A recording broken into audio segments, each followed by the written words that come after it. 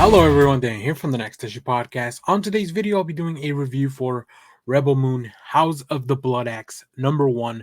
This is a new book from Titan Comics and a prequel to the Netflix film Rebel Moon, Child of Fire. Let's take a look at the creative team before we get into this book. This book is written with a story by Zack Snyder, written by Max Visaggio, and with art by Clark Bent. I was very excited that I was able to check this out a little early. I really enjoyed the film. It's not a perfect film, but we have a review in the channel if you want to check all my thoughts on that. But the Bloodaxe siblings were two characters that I really enjoyed. I think they look pretty cool. We don't get to see a lot of Deborah, but we do get to see a lot of Darian. So let's take a look at the synopsis here before we get further into this book. The comic book prequel to the highly anticipated Netflix film Rebel Moon, created by acclaimed director Zack Snyder, written by award-winning comics writer Max Visaggio. As war is looming on the horizon of the planet Shasu, the leader of the Bloodaxe family is conflicted between living up to his father's domineering legacy and maintaining peace. It is up to him to settle the conflicts within himself and his family before the entire planet erupts into war. Um, I guess the first thing I want to address is, can you read this if you haven't seen the film?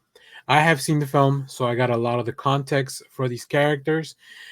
This to me still reads just like a story of how two people met and kind of how their family developed. There are also some intrigues about like power and what happens after one of the leaders of the house falls. Also, the pressure of the motherland. So there's everything you need to know about the story is here. Now, if you've seen the film, if you know a little bit more about this world, this universe that Zack Snyder has built for Rebel Moon, I think you'll get a little bit more out of the book because you'll get some references. You'll understand the larger conflict outside of just the planet. But this is a very much a standalone story. I think also, like I mentioned in the film, we didn't get to see a lot of Deborah, who is a prominent character in this book. She is in the main cover with her brother behind her. But we do get to see a lot more of Darian, and we get to see their relationship. The film did not really have a lot of time to show us their relationship as siblings and kind of what that means.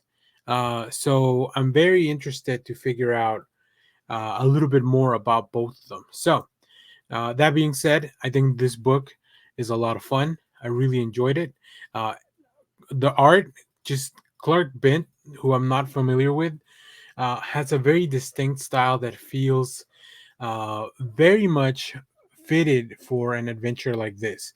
Whether it comes to the character designs, the outfits, the creatures that live within this world, or even just a more quiet scene where it's just a conversation.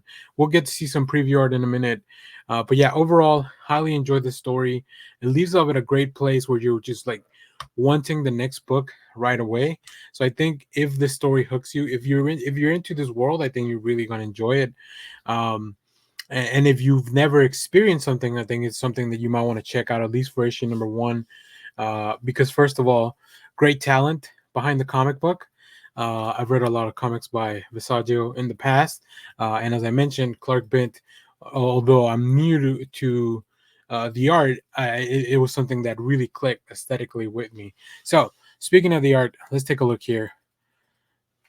As you can see, a lot of really cool visuals, action scenes. We get to see some creatures and some fighting there. I really love this last panel of her just like slashing under the creature's belly to finally take it down.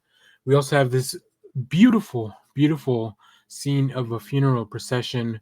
I love the attention to detail, the shadows all over the place. It's just it's such an interesting visual how symmetric it is in the page. I love the shadows, the capes, like all the details. Very cool stuff.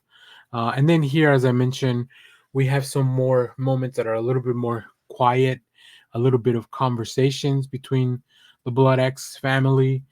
and as they try to kind of decide on the future. And of course, there's always the element of like there's a little bit of mysticism here. There's a little something else that kind of lies in the outer edges of this story. So quite enjoy this. Highly recommend it for fans of the film. I think movie tie-in comics are thing that when they are done correctly, they just really stand out, especially on their own.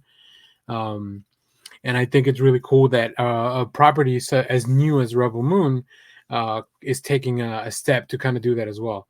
I feel like Titan Comics has really been stepping up their game when it comes to these franchises.